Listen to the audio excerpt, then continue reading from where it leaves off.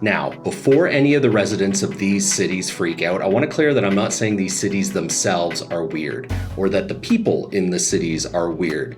Well, some are, but that's beside the point. This list is about cities that hosted the Olympics and why it was weird they hosted them, or weird things that happened before, during, or after the games. And boy, are there some doozies. So let's fire the starting gun and get into this marathon of a list. Number 9, Montreal, Canada.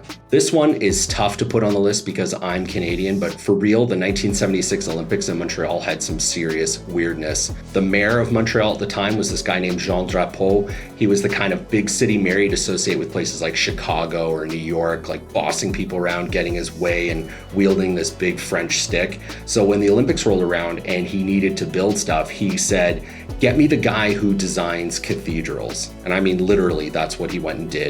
Between that craziness and fighting construction unions, everything fell behind, like way behind, so much so that the Quebec government had to actually step in and take over.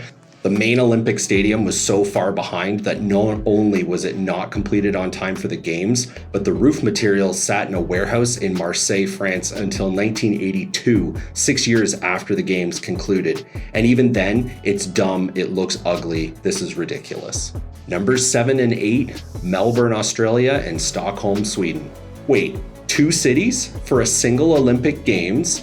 Not just 2 cities, but 2 totally different countries in 2 totally different hemispheres on 2 totally different continents? What? Yes, it's true, and I'll explain. So officially, the 1956 Olympic Games were in Melbourne, and just about every event happened in Melbourne without incident. Australia is lovely. This is a great choice for a host city.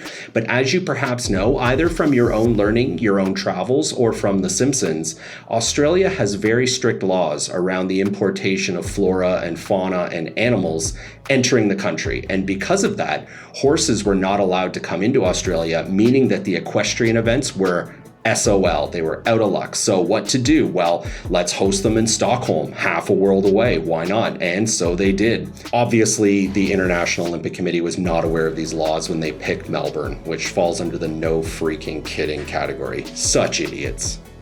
Number 6, Sochi, Russia. This one was very recent, pretty recent indeed, 2014, and it's still a huge head scratcher. There are sandy beaches and palm trees in Sochi. It's a warm weather, subtropical destination resort town. So why host a winter Olympics there? Winter. I'm not saying that there was some money changing hands to make this happen, but I'm not saying that happened. And because of that, there was zero infrastructure here to support a large-scale Winter Olympics. So how do you make that happen? Modern slavery to the rescue. No, seriously, that's basically who built it. And as icing on the cake, because there was no infrastructure there, and because they had to build it, there was colossal environmental damage done to the area, like almost an incalculable amount. So IOC, maybe let's not do this again, okay? Number 5. St. Louis, USA. This one was famously a disaster from all the way back in 1904. The marathon in particular at these games is the stuff of legend. There's a whole separate video to be made on just that single abomination to athletics. Now, selecting St. Louis wasn't crazy for 1904. Hard to believe now, but at the time it was the 4th largest city in the United States. And it made a bit more sense too, because it was to coincide alongside the World's Fair, which was happening there at the same time. Somehow though, the World's Fair completely overshadowed the games, which is remarkable to think in this day and age because the Olympics generally don't get overshadowed by anything. But if you want your daily dose of human beings are disgusting, then strap in and here we go. Organizers of the World's Fair came up with an event where Olympic athletes were pitted against, quote, savages, unquote, from the, quote, human zoo, end quote. Yes, this is real. The organizers actually took tribes people from all over the world, recreated their villages in St. Louis, let tourists gawk at them, and had them fight Olympic athletes. How disgusting is that? Wow, we are halfway and you probably need a break after that St. Louis dumpster fire thingy. I certainly do.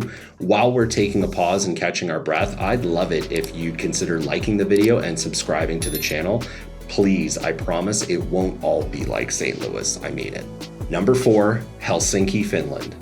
Now, I want to reiterate, I'm not saying Helsinki is weird. I've actually been to Helsinki and it's absolutely wonderful, full of great people, wonderful, rich history. But this city, and really Finland in general, hosting the Olympics was absolutely bananas at the time. First of all, they hosted the Summer Olympics, not the Winter Olympics. You probably wouldn't think that, but yes, Summer Olympics. And it is wild considering the summer months in Helsinki average about 64 degrees Fahrenheit or around 18 degrees Celsius. Not exactly a warm weather climate for a Summer Olympics. I mean, it's not freezing cold, but come on, Helsinki is actually, to this day, the most northern city to host the Summer Olympics. Cool fact. But second, and even weirder, was the size of Helsinki at the time. When the games were hosted there in 1952, only about 380,000 people even lived in Helsinki. And that is about the same size as Wichita, Kansas today, for goodness sake. But full props to the Finns on this one because they still managed to pack the 70,000 person stadium. So maybe it wasn't such a crazy spot for the games after all. Numbers 2 and 3, Moscow, Russia, and Los Angeles, USA. I'm linking these two because the International Olympic Committee was either trolling the entire world in the 1980s, or they were just genuinely the dumbest people in history. It could be both. I'm not saying it's not. So again, not totally insane that these two huge important cities host Olympic Games, but what is kind of insane is to do it for back-to-back Olympic Games while the two countries that are hosting are embroiled in a multi-decade nuclear-fueled, unbelievably tense Cold War.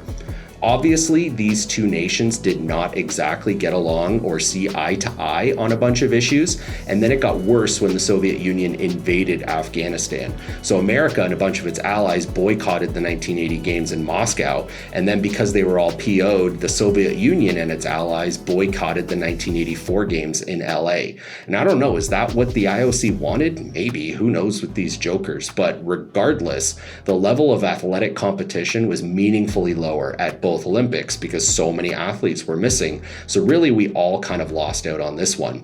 But I'll end with a totally different but nonetheless weird fact about the 1984 LA Olympic Games. They actually turned a profit. They made money, and not just a little bit, they made nearly $250 million of profit. Unreal. Number 1, Squaw Valley, USA. Now, it's actually not uncommon for the Winter Olympics to be held in some less than well-known spots. Albertville, France in 1992 comes to mind. Lake Placid, New York twice in 1932 and 1980. Well done, Lake Placid. But Squaw Valley, California, USA has got to be the weirdest one and thus sits firmly at number 1 on today's list. It made 1960 an incredibly odd Olympic Games. Do you know what the population of Squaw Valley was at the time of pursuing the IOC to award them the Games? 1. Yeah, 1 person. And the only person was the guy who built the resort himself, a man named Alexander Cushing. And at the time, the resort had 1 chairlift and 1 lodge, which makes sense because there's only 1 dude, but it doesn't make sense for the Olympics. Obviously, with the benefit of hindsight, this man pulled it all off, and the Games went on to be very successful, not just for the Olympics, but it turned Squaw Valley into a major ski resort and destination. Today, it's now known as Palisades Tahoe, if you've ever heard of it. I will add one final layer of weirdness to this Olympics. You know who designed and produced the opening ceremonies for these Games? Walt Disney, the man himself. And because it's Walt Disney, he included the release of 2,000 doves at the opening ceremonies, because, why not? There you have it. And honestly, in researching this video, I have concluded that just about every Olympic Games ever has had some weirdness to it. It was just a question of narrowing it down to 10 and picking some. I definitely missed some oddities, so let me know which ones should have been here, and I may just do a part 2. Thanks for watching. Now let's hit the slopes.